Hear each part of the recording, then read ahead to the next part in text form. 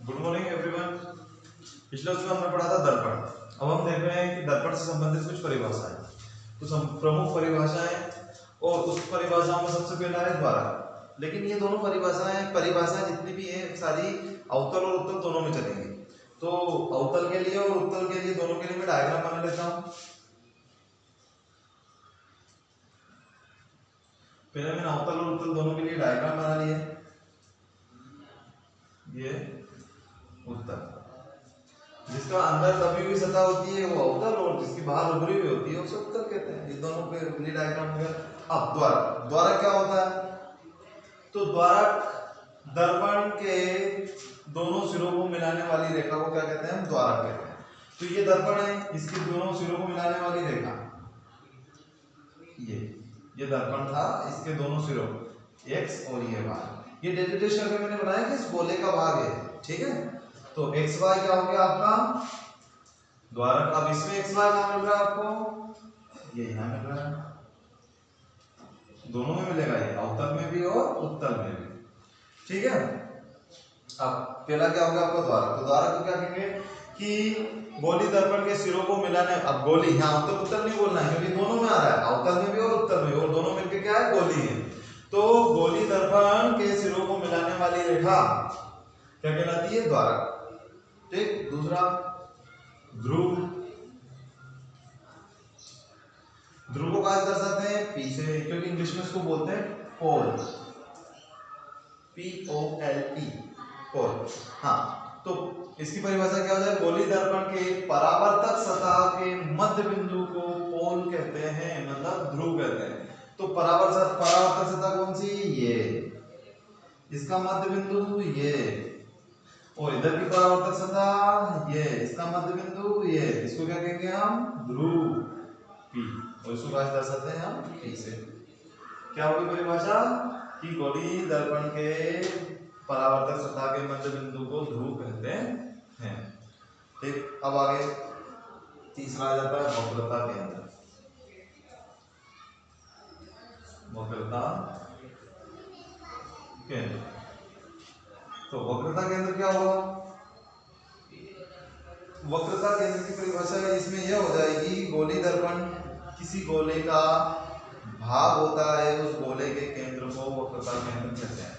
अब ये गोली दर्पण ये किस गोले का भाग है? इस पूरे गोले का भाग है।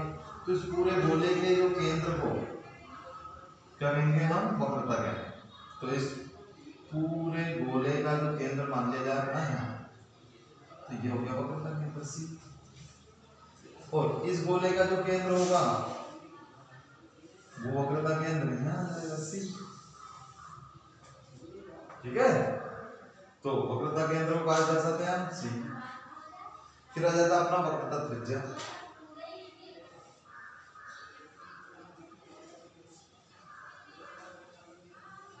वक्रता त्रिज्या को दर्शाते हैं हम R से। तो ध्रुव से केंद्र तक की दूरी त्रिज्या कहलाती है। इधर भी ध्रुव से केंद्र तक की दूरी त्रिज्या कहलाती है। यहाँ से यहाँ तक की दूरी क्या कहलाएगी? R। वक्रता त्रिज्या हो गई। वक्रता त्रिज्या होने के बाद मुख्य अक्ष,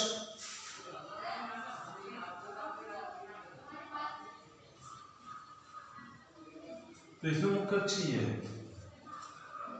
ध्रुव और केंद्र को मिलाने वाले अक्ष को, गोली दर्पण के ध्रुव और वक्रता केंद्र C को मिलाने वाली रेखा, मतलब ध्रुव से यहाँ तक मिलाने वाली जो रेखा है वह क्या कहलाएगी? आपका मुख्य अक्ष। इसको क्या कहेंगे हम? मुख्य अक्ष। यहाँ क्या हो जाएगा? मुख्य अक्ष ही है।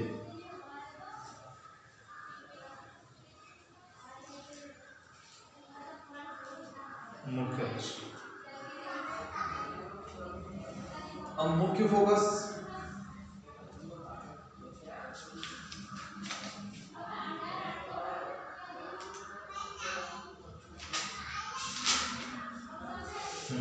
ठीक है। अब आ जाएगा मुख्य अक्ष के बाद फोकस दूरी। फोकस दूरी पहले तो फोकस देखें, फोकस दूरी बाद।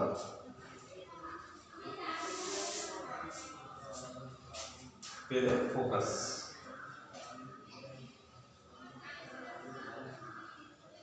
फोकस को दर्शाते हैं अपन कैपिटल एफ। तो फोकस क्या होता है कि ध्रुव और केंद्र के मध्य बिंदु को फोकस कहते हैं। ध्रुव और केंद्र के मध्य बिंदु को फोकस कहते हैं। यहाँ पे ध्रुव P और केंद्र C, इनके जो दोनों का मध्य बिंदु होगा उसको क्या कहेंगे हम, F।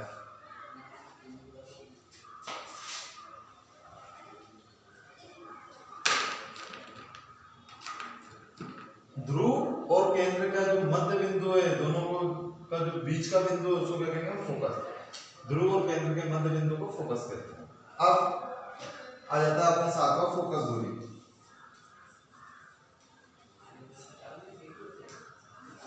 फोकस दूरी को दर्शाते हैं स्मॉल है। ध्रुव से फोकस तक की दूरी फोकस दूरी कहलाती है। ध्रुव से फोकस तक की दूरी फोकस दूरी कहलाती है। ठीक है, फिर ये हो गया इस तरह से। अब देख लो, सबसे पहले फिर से समझ लें द्वारा। पहले तो हम बना लेते हैं अवतल और उत्तल। अवतल में क्या कि गोली दर्पण जिस गोले का भाग होता है उसके सबसे द्वारा, दर्पण के दोनों सिरों को मिलाने वाली रेखा द्वारक कहलाती है। दूसरा, ध्रुव गोली परावर्तक सतह के मध्य बिंदु को ध्रुव कहते हैं। इसमें परावर्तक सतह का मध्य बिंदु ध्रुव हो गया। तीसरा, वक्रता केंद्र। तो जिस गोली दर्पण जिस गोले का भाग होता है उसके केंद्र को वक्रता केंद्र कहते हैं। ये सी, इधर भी आ गया अपना सी।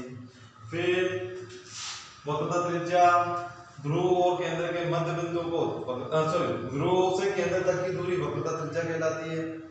ध्रुव से केंद्र तक की दूरी वक्रता त्रिज्या कहलाती है। कैपिटल आर से दर्शाते हैं। मुख्य अक्ष, तो ध्रुव और केंद्र को मिलाने वाला अक्ष मुख्य अक्ष कहलाता है। फोकस, ध्रुव और केंद्र के मध्य बिंदु को फोकस कहते हैं और ध्रुव से फोकस तक की दूरी फोकस दूरी कहलाती है।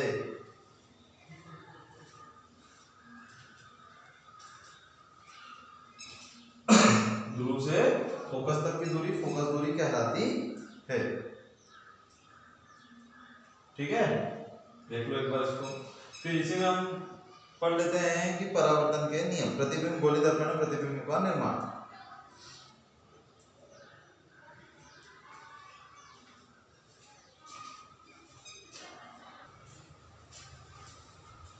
हम आगे देखते हैं गोली दर्पण में परावर्तन के नियम। गोलीय दर्पण में परावर्तन के नियम ये होते हैं तीन। पहला से कितने नियम होते हैं, तीन नियम होते हैं। तो पहला नियम देखते हैं कि जब कोई प्रकाश किरण कैसी आती है, समांतर आती है। जब प्रकाश किरण समांतर आती है, समांतर आती है, तो समांतर आती है तो क्या हो, दोनों डायग्राम बना लेता हूं, अवतल के लिए भी और उत्तल के लिए भी। ये अवतल, ठीक। तो अवतल में देखें, ये तो हो गया मुख्य अक्ष, ये हो गया इसका ध्रुव, ये इसका फोकस, ये वक्रता केंद्र सी। ठीक है, ये अपन बना लेंगे। तो प्रकाश किरण कैसे आई, समांतर आई, तो कहां से ऊपर जाएगी, फोकस से ऊपर जाएगी। किसी भी कंडीशन में प्रकाश किरण समांतर आएगी तो हमेशा कैसे जाएगी, फोकस से ऊपर जाएगी, क्योंकि ये मुख्य अक्ष के कैसे आ रही है, समांतर आ रही है। ठीक है, तो यहाँ ए भी क्या हो गई, आपतित किरण, और जो भी नाम दिया पी क्यू यानी हम मत दो, नाम ही मत दो, ठीक है। ये आपतित किरण और ये परावर्तित किरण। इसी प्रकार किसमें, उत्तल दर्पण में देखते हैं। तो उत्तल दर्पण का मुख्य अक्ष उधर बनता है, इसका ध्रुव ये, फोकस एफ, वक्रता केंद्र सी। प्रकाश किरण कैसी है, समांतर है, तो कहां से ऊपर जाएगी, फोकस से होकर जाती हुई प्रतीत होगी। ऐसा लग रहा है कि फोकस से होकर जा रही है। अगर नीचे की साइड से लाओगे तो क्या होगा, ये इधर आई थी, इससे टकरा कर वापस इधर लौट जाती है, लेकिन हमको ऐसा लगता है पीछे कि फोकस से होकर जा रही है। ये हो गया वास्तविक प्रतिबिंब और ये हो जाएगा आपका आभासी। ये उत्तल के लिए,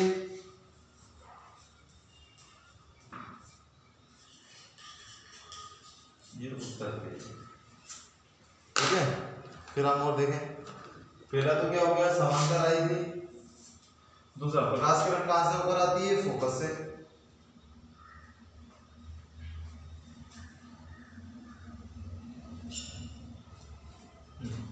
दूसरा, फोकस से होकर आती है। फोकस से होकर आएगी तो क्या होगा? अवतल में देखो, प्रकाश किरण, ये मुख्य अक्ष, ये ध्रुव P, फोकस, फोकस F। तो प्रकाश किरण कहां से हो रही है? फोकस से होकर आ रही है। फोकस से होकर आएगी तो परावर्तन के पश्चात वो कैसी हो जाएगी? समांतर हो जाएगी, ऐसे गुजर जाएगी इधर, छेद के चिन्ह पलट जाएंगे। इसी प्रकार दूसरे वाले में देखें तो फोकस से होकर आती हुई प्रतीत होगी तो परावर्तन के बाद वो कैसी हो जाएगी? समांतर। तो देखो, समांतर आती है तो फोकस से होकर जाएगी, फोकस से होकर आएगी तो उल्टा हो जाएगा, समांतर हो जाएगी। और तीसरा आता है आपका कि प्रकाश केंद्र से, केंद्र से होकर आएगी तो केंद्र में ही वापस गुजर जाती है। ये प्रकाश केंद्र C, ये फोकस F, ये ध्रुव P। तो केंद्र से होकर आई तो केंद्र में ही वापस गुजर गई, जिस दिशा से आई थी उसी दिशा में लौट जाती है, ठीक है, बिना परावर्तन के वापस जहां से आई थी वहीं चली जाएगी।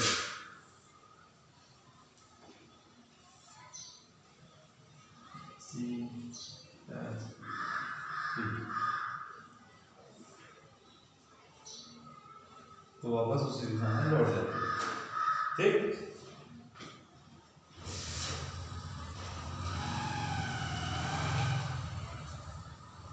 तो गोली दर्पण से परावर्तन के कितने नियम है? 3 नियम। पहला, समांतर आती है तो फोकस से होकर जाती है। दूसरा, फोकस से होकर आएगी तो समांतर हो जाएगी। तीसरा, प्रकाश केंद्र से होकर आएगी तो वापस केंद्र में ही गुजर जाएगी। ये 3 नियम होते हैं, ठीक है। इन तीनों नियमों के आधार पर अपन आगे का पढ़ेंगे। एक बार और बता देता हूं, समांतर आई, फोकस से किसके समांतर? मुख्य अक्ष के। यहाँ भी मुख्य अक्ष के समांतर आई तो फोकस से होकर गई, फोकस से होकर जाती हुई प्रतीत होगी। इसमें अवतल दर्पण में प्रतिबिंब वास्तविक बनेगा और उत्तल दर्पण में प्रतिबिंब कैसा बनेगा? आभासी। आभासी मतलब जाता हुआ प्रतीत होगा, वास्तविक रूप से नहीं होता है, ऐसा लगता है केवल, ठीक है।